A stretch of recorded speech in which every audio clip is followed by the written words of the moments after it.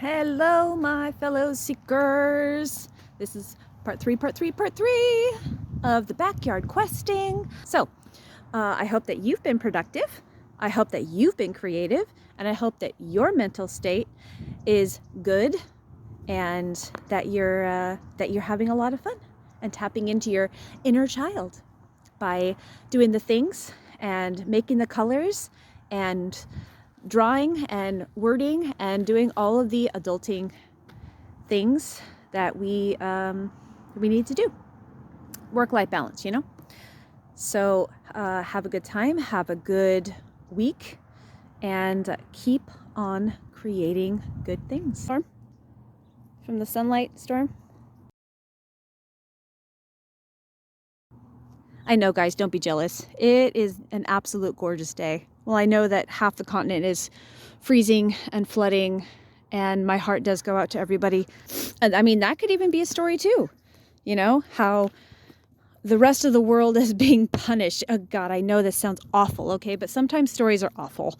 And sometimes human nature is awful. And we all know that, we all see that. But that could definitely be a story in and of itself. How certain parts of the world just have more light and more peace and more love, and so their environment reflects it, when some other countries are war-torn and angry and greedy, and so their environment reflects it. Oh, look, Teddy really is taking us on a tour. Maybe somebody could write about that. Cat tours. Cat tours. Guys, go write about it. Ooh, I can't wait for the avocados to come back. Look at that. Isn't that gorgeous? Such a big tree. I love it. Look at that. I don't know if you guys can see it, but there's this beautiful spider web that is in the sunlight. And I was browsing Pinterest one day, and I saw this artist who spray paints the spider webs very lightly with white paint, and then she presses it onto a black canvas or something, and it made the most beautiful pattern from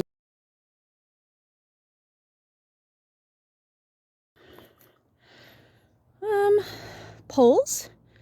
Got some poles. Got a little, oh my gosh, we have a picnic table over here. Look at that. Yeah, picnics. Could definitely be a community restoration project. You can have something like that. Maybe a sweet little romance. Project manager and a carpenter.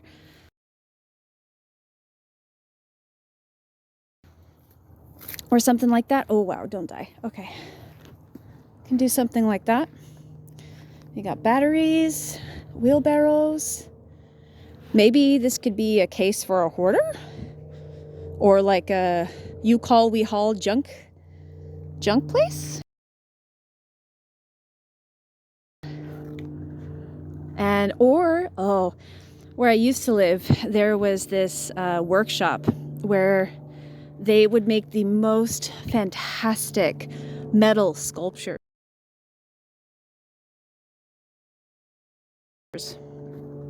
And it like lions and these huge whales and these like yard installments. Looks like there's a grill and charcoal. Oh, that wasn't there before. That's a good idea though. Have some grill time.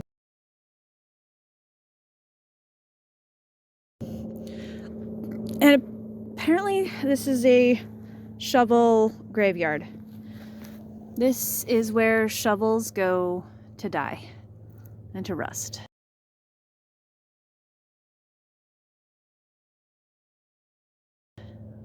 Oh my. Okay, there's a carpet. Ha! Maybe this could be a retired magic carpet.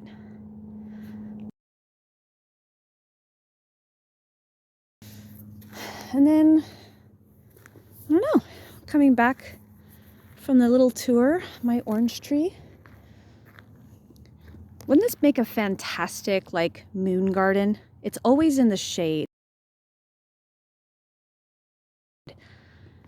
But I always thought it would be really cute to have like a swing or a gazebo, but make it like a moon garden where it's just white flowers and dark foliage, and in the moonlight they glow. Hashtag garden goals. Oh, my irises. So this could be, they're not much right now.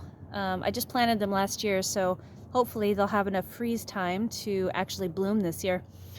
But how cool would it be to have a story where like an elf or some sort of creature actually grew like little girls and little boys out of flowers, and like they would have the attributes of the flower.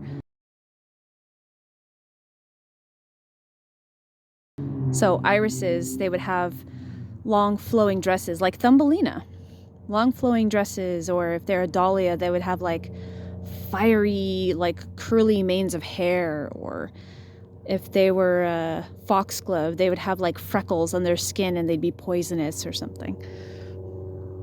You never know. This is what I mean, guys. Anything can be a story. And I know that some of you are still thinking that, you know, this is a lot. It's a lot to try to train your brain to think this way, to have endless creativity. And I know a lot of you are like, oh, there's no originality left in the world. There's nothing left to say. Well, to that I say, how many versions of Cinderella do you know of and have watched? How many versions of Robin Hood have you seen and have you watched and will continually watch? That's what I'm saying. Yes, there are 100,000 different versions of Cinderella or Robin Hood, but it's your interpretation of them that makes them new, that makes them different. I loved the adaptation of Rapunzel and Snow White by Marissa Meyer, The Lunar Chronicles. I loved it. It was sci-fi. Now, I'm not a sci-fi person, but I loved the way that they happened. Like Rapunzel in a satellite? I mean, come on. I don't know. Does it get better than that? I don't know. Honestly, seriously. Like, I turn into an extrovert when you talk to me about books. But that's what I'm saying. Anything can be a story. You just have to find it. And it's as simple as turning something magical. Even if you don't read fiction, if you don't read fantasy, turn it into something magical and see where your brain goes with it. A stapler can be magical. A swing can be magical. Like as a kid, we used to pump our legs on the swings, and we used to go to different worlds in our minds. We used to be superheroes. We used to be princesses. We used to be, you know, galactic lunar thundercats, you know, that could fly. Like, we need to recapture that. We need to train our brain to be kids, to see creativity, to have that wonder, and to just write it down. We need more of that in this world. We don't need any more power struggle or war. Yes, you need to be informed. You need to, I think it's healthy to know what's going on in the world, and to try to make it better in your own way. So this could be your way. If you are an artist or a creative, or if you are curious whether you want to be one or can be one, just start where you are. Just start with a 5-minute walk in your garden, or in your neighborhood, or even when you're out grocery shopping. Look at the people around you. Is there somebody interesting that you can make into a character? Is there dialogue that you hear that sparks a story in you? Write it down. Write it in your phone. Don't wait. It takes 3 minutes to take out some pen and paper and write it down, okay? This is what I'm saying. Practice what you preach, and write them down. Because seek the story. That's what we're here for, okay? And I'm here with you. We can do it together. I'm not a professional. I'm just somebody that really likes words. All right? So that's it for today. I'm gonna go inside, grab some tea, write down some of the story ideas, and edit this video. And I will see you again soon. My fellow seekers, I believe in you. We got this.